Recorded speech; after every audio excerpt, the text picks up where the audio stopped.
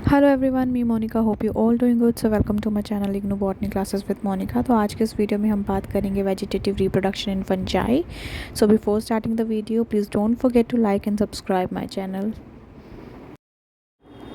आज का टॉपिक है रिप्रोडक्शन इन फंजाई, कि फंजाई जो है अपने आप को किस तरीके से रिप्रोड्यूस करती है।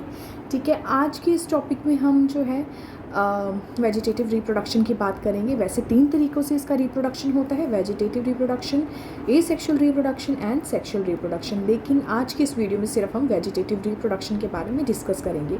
तो क्या बताया गया है आपकी बुक में, that is fungus hypha elongated by apical growth. जो फंगस हाइफे होती है उनकी एपिकल ग्रोथ होती है। अब हाइफा क्या होता है, फंगस जो है thread like structure, hair like structure से मिलकर बनी होती है। ये लंबी लंबी ब्रांचेस होती हैं, उससे मिलकर जो है फंगस बनी होती है और ये अपनी एपिकल ग्रोथ करती है। लेकिन most part of the fungus, बहुत जो पार्ट होता है फंगस का, उसमें कैपेबिलिटी होती है, इतनी क्षमता होती है कि वो अपनी ग्रोथ को खुद कर सके। When the mycelium of the fungus, जो माइसीलियम फंगस का माइसीलियम होता है, reach a certain stage of maturity, जैसे वो मैच्योरिटी में होगा, मैच्योरिटी के स्टेज में आएगा फंगस, वो जो है फूड को रिजर्व करना स्टार्ट कर देगा। ठीक है, तो वही यहाँ पर बताया गया 3 तरीक़ों से, vegetative, asexual and sexual. Vegetative की बात करेंगे हम सिर्फ। अब ये क्या है, जो थैलस की फॉर्मेशन होती है यहाँ पर जो है 2 तरीके से बताई गई है, 2 कैटेगरीज में बताई गई है। First one is holocarpic and second one is eucarpic. ये जो है 1 मार्क्स में आपका क्वेश्चन आ सकता है कि what is holocarpic and what is eucarpic, या फिर दोनों भी आ सकते हैं, what is the difference between holocarpic and the eucarpic. ठीक है, तो ये आपके 1 मार्क्स में आ सकता है, ये क्वेश्चन बन सकता है। ठीक है, तो होलोकार्पिक की हम बात कर लेते हैं। जब एंटायर थैलस, जब पूरा का पूरा फंगल का थैलस जो है वो अपने आप को एक या एक से ज़्यादा रिप्रोडक्टिव स्ट्रक्चर में कन्वर्ट कर देता है, यानी कि वो अपने पूरे के पूरे थैलस को जो है वो रिप्रोडक्टिव सेल्स में जो है रिप्रोडक्टिव स्ट्रक्चर में कन्वर्ट कर देगा, उसको जो है होलोकार्पिक कहा जाता है। वहीं यूकार्पिक क्या होता है कि जो reproductive arise from the portion of the thallus, जो रिप्रोडक्टिव ऑर्गन होते हैं वो स्ट्रेटम से, सतह से जो है अपने आप को जो है प्रोड्यूस करता है। जब वो अपने आप को प्रोड्यूस करेगा कुछ पोर्शन के द्वारा अपने रिप्रोडक्टिव ऑर्गन को, उसे जो है यूकार्पिक कहा जाता है। ठीक है, मोस्टली जो है ये सबस्ट्रेटम से जो है रिप्रोडक्टिव ऑर्गन को अराइज करता है, उसको हम यूकार्पिक कहते हैं। ठीक है, अब वेजिटेटिव रिप्रोडक्शन की बात कर लेते हैं कि वेजिटेटिव रिप्रोडक्शन क्या बताया गया है। वेजिटेटिव रिप्रोडक्शन जो है फॉलोइंग मेथड से होती है। वो मेथड कौन कौन से हैं? Fragmentation, fission, budding, oidia, chlamydospores, rhizomorphs and sclerotia. ठीक है, इनके द्वारा जो है वेजिटेटिव रिप्रोडक्शन होती है। तो हम फ्रेगमेंटेशन की बात कर लेते हैं। फ्रेगमेंटेशन में क्या होता है कि जो थैलस के हाइफे होते हैं, ठीक है, वो जो है, जो माइसीलियम होता है वो फ्रेगमेंट्स में जो है विभाजित होना स्टार्ट हो जाता है। ठीक है, जैसे विभाजित होगा, वो किसी भी तरह विभाजित हो सकता है, किसी इंजरी के द्वारा या किसी भी प्रोसेस के द्वारा। जैसे ही वो सेप्टा उसमें बनेगा, जैसे ही जो है वो विभाजित होगा, तो हर सेगमेंट जो है नया थैलस बनाएगा। हर सेगमेंट जो है वो अपने आप को नए सेगमेंट में अपने आप को डेवलप करेगा। ठीक है, each segment by further division of cells and apical growth develop into a new mycelium. वैसे ही जो है, जैसे उससे फेवरेबल कंडीशन में जो है ईच सेगमेंट जो होगा वो अपने आप को जो है नए माइसीलियम में जो है वो डेवलप करेगा। ठीक है, तो ये है फ्रेगमेंटेशन के द्वारा। अगला आ जाता है फिजन के द्वारा। In unicellular fungi like yeast, यहाँ पर यीस्ट का एग्जांपल दिया गया है। Single cell multiplies by fission. जो सिंगल सेल है वो अपने आप को मल्टीप्लाई करेगा फिजन के द्वारा। यहाँ पर क्या होगा कि पेरेंट सेल इलोंगेट होगा। ठीक है, जो पेरेंट सेल होगा वो इलोंगेट होगा and divides transversely into 2 daughter cells. वहीं पे क्या होगा कि जैसे पेरेंट सेल जो है वो अपने आप को ट्रांसवर्सली डिवाइड करेगा और दो जो है डॉटर सेल्स में जो है अपने आप को प्रोड्यूस करेगा, और जो डॉटर सेल बनेंगे वो बिल्कुल जो है पेरेंट सेल के सिमिलर होते हैं। ठीक है, पहले तो क्या होगा, पहले न्यूक्लियस डिवाइड होगा। ठीक है, उसके बाद जो है followed by the division of the cytoplasm, फिर साइटोप्लाज्म की डिवीजन होगी, फिर वॉल की फॉर्मेशन होगी, उसके बाद जो है 2 सेल्स बनेंगे। ठीक है, 2 daughter cell separate and leads independently.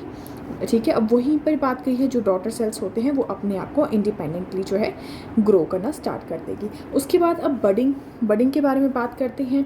In budding budding कैसे होती है? The cell reproduce by the process called budding. जो सेल अपने आप को रिप्रोड्यूस करेगा वो बडिंग के द्वारा रिप्रोड्यूस करेगा। एक बार हम डायग्राम के थ्रू देख लेते हैं। तो यहाँ पर जो है फिजन के द्वारा बताया गया है। फिजन में यही होता है कि सेल्स डिवाइड होगा और उसके बाद जो है वो सिमिलर 2 डॉटर सेल्स बनाने स्टार्ट कर देगा। फॉर एग्जांपल जैसे ये सेगमेंट है यहाँ पर, ठीक है, सेगमेंट है, तो ये अपने आप को बीच में से विभाजित कर लेगा, ठीक है, और जो है 2 डॉटर, ये 1 और 2 डॉटर सेल्स जो है बना लेगा, ठीक है। यह यहाँ पर हम बात कर रहे हैं फिजन की। फिजन इस द्वारा होता है। अब नेक्स्ट डायग्राम में देख लो, ये बडिंग है। बडिंग जो है एक आउट ग्रोथ होती है, बड बनाने स्टार्ट कर देगा और ये बड ही जो है अपने आप को सेपरेट कर लेगा और फिर जो है वो न्यू बॉडी के अंदर अपने आप को इंडिविजुअली जो है वो ग्रो करना स्टार्ट कर देगा, ठीक है। तो बडिंग में यही चीज़ बताई गई है कि इसमें क्या होता है, बड के द्वारा ही अपने आप को रिप्रोड्यूस करता है। यहाँ क्या होता है, parent cell put out a small outgrowth. Parent cell के ऊपर एक आउट ग्रोथ, बाहरली आउट ग्रोथ जो है वो बननी स्टार्ट हो जाती है, जिसको बड कहा जाता है। ये बड एनलार्ज हो जाता है, अपने आप को जो है बड़ा करना स्टार्ट कर लेता है और फाइनली जो है सेपरेट हो जाता है पेरेंट सेल से बाय अ क्रॉस वॉल, ठीक है। ये अपने आप को जो है बड जो है सेपरेट कर लेंगे, ठीक है। This and develop in a new individual. ये जो है फिर अपने आप को जो है नए इंडिविजुअल में ग्रो करना स्टार्ट कर देंगे, ठीक है। ये इतना है। अब उसके बाद क्या बात कर लेते हैं, ओइडिया। ओइडिया में क्या होता है, इन सम फिलामेंटस फंजाई, जो फिलामेंटस फंजाई होती हैं उनमें क्या होता है, हाइफी ब्रेक हो जाती हैं, ठीक है। हाइफी मैंने बताया कि थ्रेड लाइक लॉन्ग जो है ब्रांचेस होती हैं, हेयर लाइक स्ट्रक्चर्स होती हैं, वो अपने आप को तोड़ना स्टार्ट कर लेंगे इंडिविजुअल सेल्स में, विच आर कॉल्ड ओइडिया, और उसको ऑर्थ्रोस्पोर्स भी कहा जाता है, ठीक है। जो सेल बिकम राउंडेड, फिर जो सेल बनेगा वो राउंडेड होगा, ओवल होगा शेप का, ठीक है, और मोती की तरह जो है वो अपीयर होगा, ठीक है। इस ईच ओइडियम और arthrospore develop into a new mycelium, ठीक है। अब डायग्राम देख लो, ये जो है हाइफी है, ये जो है क्या होगा कि ब्रेक होना स्टार्ट हो जाएगा, फिलामेंट ब्रेक करेगा और ये देखो ओइडियम बनाएगा जो कि होता है राउंड ओवल शेप का होता है, ठीक है।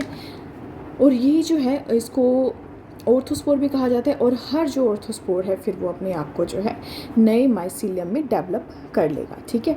उसके बाद हम बात कर लेते हैं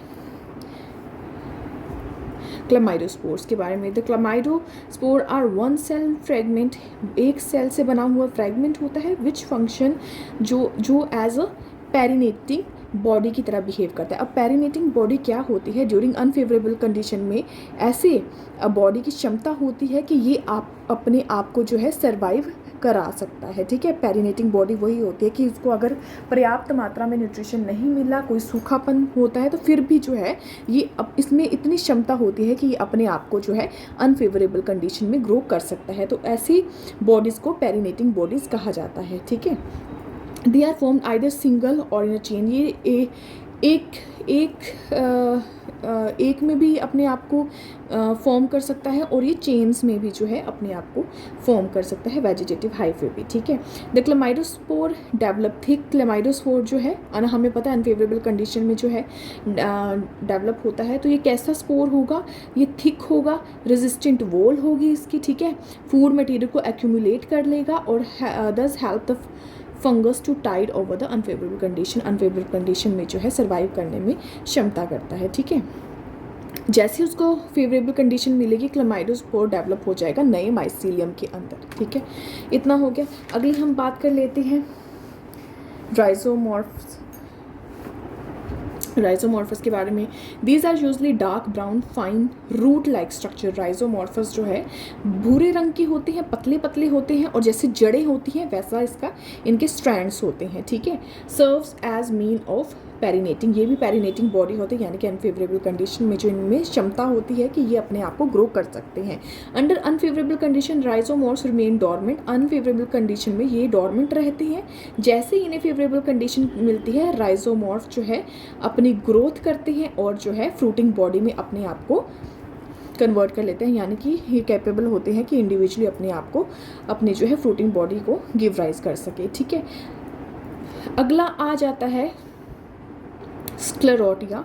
अब इसमें क्या होता है, you know that sclerotia are also modification of the mycelium. ये माइसीलियम की मॉडिफिकेशन होती है। They serve as a mean of perennating and vegetative propagation. They may be rounded, rounded भी हो सकती है, सिलेंड्रिकल भी हो सकती है, कुशन शेप भी हो सकती है, इरेगुलर शेप भी हो सकती है। इसका dense mass of thick wall hyphae होता है इसका, ठीक है। वहीं पर जो क्या बताया गया, hyphae forms a compact pseudo parenchymatous tissue से बना होता है with the return of favourable condition. ये जो है अपने आप को जर्मिनेट कर देगा इनटू अ न्यू माइसेलियम, ठीक है। तो ये इतना था वेजिटेटिव रिप्रोडक्शन के बारे में। सो आई होप आपको वेजिटेटिव रिप्रोडक्शन समझ आई है। नेक्स्ट वीडियो में हम बात करेंगे एसेक्सुअल रिप्रोडक्शन की। तो ये था सिर्फ इतना जो आपकी बुक में बताया गया है इंपॉर्टेंट। आई होप आपको समझ आई होगी। If you have any query comment section में आप मुझसे सवाल पूछ सकते हैं। सो मिलते हैं अगली वीडियो में। Thank you so much.